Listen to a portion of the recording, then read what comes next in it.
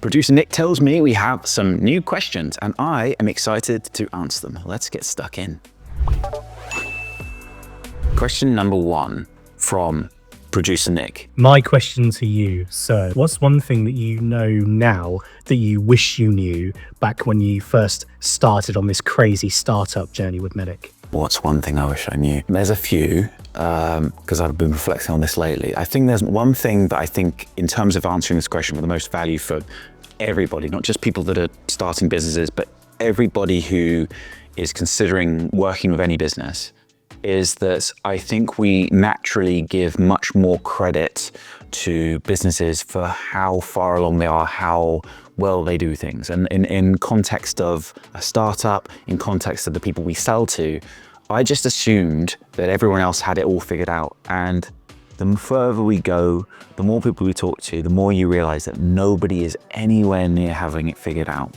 And so if you're looking at any journey, whether it be a customer journey, a business journey, anything like that, and you're holding yourself back because you think everybody else is here and I'm only there, it's not how it is. Everybody is probably right there with you and you're all doing a damn good job. Understand that nobody has it figured out. Everybody's, even those that are doing brilliant things and running at 100 miles an hour, they've still got another million things that they want to do that they haven't got around to even starting yet. So this question number 2 is a mystery external guest. Hi, Andy, Adam here. I've got a question for you. Recently, we've seen our win rates skyrocket when we've got a champion in place. What advice would you give to any AE that's got a contact or a coach that's trying to turn them into a champion? Let me know.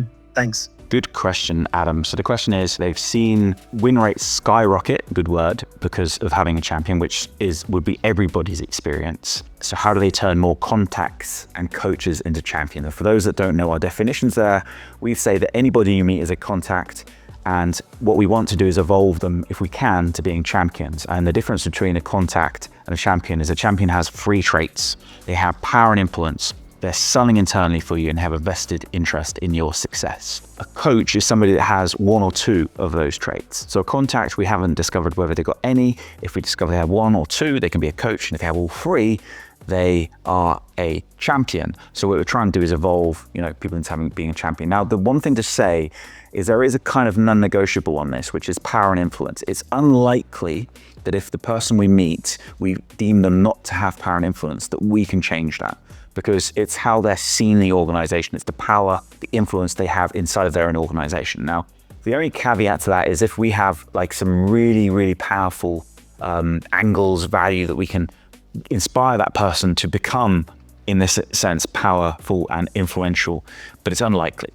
So we want to quickly identify in any situation whether the person we're working with has power and influence. As for the other 2, well, they really go vested interest first, and then they can sell internally for us. So they're not going to sell internally for us unless they have a vested interest. So that's where it all comes back to working with your coach or contact in this instance, and really understanding what is their personal goal, what is their corporate goal, what are the goals they're trying to achieve, what are the strategies that they have in place, those initiatives they have in place to support those goals, and how can we support them in those initiatives by removing some of the obstacles that may be in the way to get them further towards their goals. So it's really, for me, always about finding the vested interest that they have, and you can do that by obviously working closely with them, but also by bringing to the table all the value that you can bring to them. Talk to them about the success stories, about their peers, people in their role or in similar roles who you've made successful, who you've made look brilliant inside their own organizations.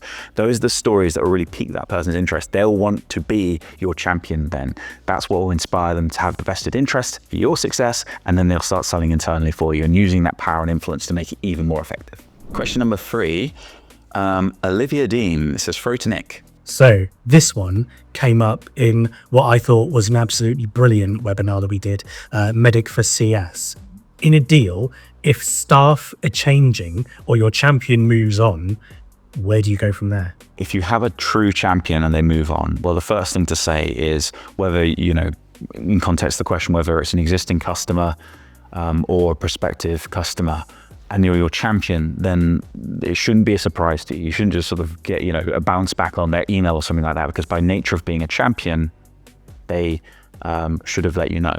And so in that instance, if we're going with the question in its true form, then you should be working with your champion to find out the path to continue the relationship.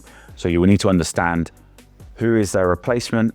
Are they on board yet? Are they going to look for them? Is there somebody getting promoted? In the meantime, who's picking up their work? Who's picking up, whether it's an opportunity, whether it's a new customer, who's picking up the evaluation, who's picking up the deal?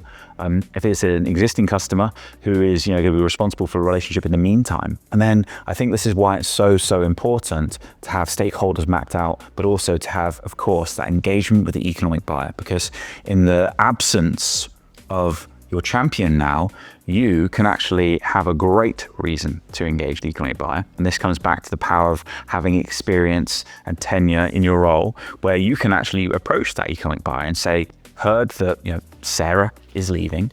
Very sad about that. Obviously, she was great, blah, blah, blah. I would love to, if I can, introduce you to some people if you haven't already found somebody, or I'd love to, whatever the value add you think you can bring to that conversation that can be a good reason to bring value to your re-engagement with that economic buyer, just to make sure there's no gap in between engagement.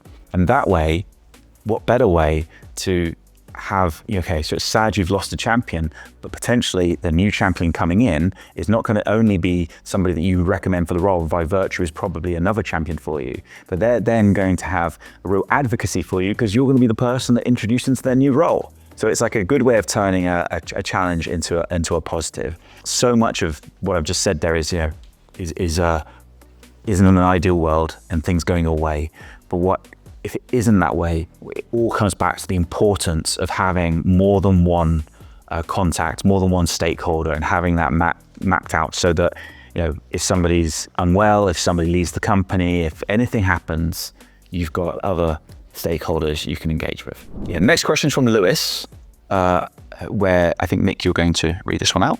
So, question from Lewis was, what would you say if a solution solves a problem that is difficult to quantify? Yes, and that's more common than I think we like to admit. In sales, B2B sales, we all know the importance of metrics. We know the importance of quantifying the value our solution can bring. And there's almost like this, expect everybody to have metrics. And if they don't have metrics, it's almost like they're saying they haven't done a good enough job. So you kind of end up in this daft situation where people kind of embellish the metrics rather than just say, hey, we haven't got the metrics here. And if you're a good salesperson who is trying to quantify value and can't do it, then it's probably because the customer hasn't walked that path to uncover those metrics to help you with what you're trying to do. And that's an opportunity, because most salespeople at that point will go, well, the customer doesn't know, so I need to just move on from this. But if we're really thinking about consultative selling, this is where the huge opportunity for you as a salesperson. You found the problem, it's difficult to quantify. You can't quantify the value your solution can bring. And so you're doubling down, you're doing the hard yards, you're doing the extra work, a real sort of head scratching. Let's not pretend it's easy to really work with your champion to uncover what pain they have and what that pain is costing them, and the quantification of value in solving it. And this is the same thing, by the way, that Bain and McKinsey charge literally millions of dollars to do. We're doing it free of charge for our customers. So we're kind of, the true definition of consultative selling is this. And so it's about just working with the customer to truly do what you can to quantify it. A couple of things will happen. The first is, the more you kind of create sort of penciled in numbers, let's say you're kind of using hypothesis, you're maybe using some benchmarks from other customers, industry benchmarks. What you'll do is you'll notice that your customer, they sort of lose their amnesia that they formerly had, because you're kind of provoking them by giving them data that seems relevant. So you might say, well, normally we see X is about 50%, and they'll say, oh, actually, no, it's not. We're probably more like 30%, and that's a good start. It may not be perfect, but it's better than where you were by having no numbers whatsoever at all. So that's my advice. It's got to persevere. I always say this, anything that we really think in our industry is really good selling, it's not easy. It's not easy, and I'm glad about that, because I don't want the things that the best salespeople to do be easy, because then everybody would do it, and it doesn't give you those great salespeople, the ones that put the work in, do the prep, do the best practice, a chance to really shine and stand out from the rest. So for me, it's just about hunkering down. It's not going to be easy. Sometimes you just might not get the information, and the important thing in that situation to do is to make sure you are showing to your customer that you're trying as best you can. You're trying to be their consultative seller. You're focusing on the value. You're not just reverting to features and benefits or any of that nonsense. And you know, they'll see you as best they can in that situation as a consultative seller, as a partner that's interested in what you can deliver, not how it gets delivered. And the next question is from a mystery internal guest. I like the internal guest ones because they're always like a surprise of who it is. Oh, I know that handsome face. Hey, this is Pim from the Towers. Question for the channel for you, Andy. Between first learning it and now, what is the biggest difference in how you see MEDDPICC? Looking forward to the answer here. What is the biggest difference between first using MEDDPICC and now? When I first learned it, it was like a, you know, and this is the case with probably thousands of companies, if I'm honest. It was like a 30, 60 minute long session in an onboarding where I spent a week, you know, jet lagged in another country, learning about the company, from everything from how to submit my expenses to the personas I'll be selling to the product, to the company history, to the values, the culture. You know, it's a week of learning, of which MEDDPICC was an acronym that I learned for about an hour of it. So it's obviously, as you can imagine, quite broadly different. As I remember it then, I just remember thinking, yeah, this all makes sense. This all makes complete sense. I didn't really understand that it would become such a crucial part of my success as a salesperson from that point on. And then there was kind of like a second, that was sort of the initial learning. And then there was like a second learning where we all, again, were flown out to some hotel, you know, massive hotel in the US. Even then it was very much just sort of pitched as the diagnostic tool for forecasting. It wasn't a common language. It wasn't a methodology. So I could talk about the differences for hours, but I don't think anyone wants to know. I think the real point here is this probably reverts back to what we talk about with Naney. Not all MEDDPICC is equal, because Andy version 1 of MEDDPICC to version 2 was quite a lot different. But version 2 to version 3 now, it's like comparing somebody, you know, on a bicycle to somebody in a, you know, a rocket ship. It's so far apart. If I think about the versions of Andy, if you just took those 3 identical versions of Andy and gave chips in the brain of version 1 to version 2 to version 3, I wouldn't like version 1 or version 2 to have to compete against version 3. And again, all the differences, the same person, same DNA, just the deeper understanding, deeper utility, deeper common language of MEDDPICC. And that is it for episode number 4. Thank you very much, as always, for your brilliant questions. I would love to see even more questions. Nick tells me we're going to have 5 an episode. Well, I think we should be rebels and try and have 6 an episode. How about that?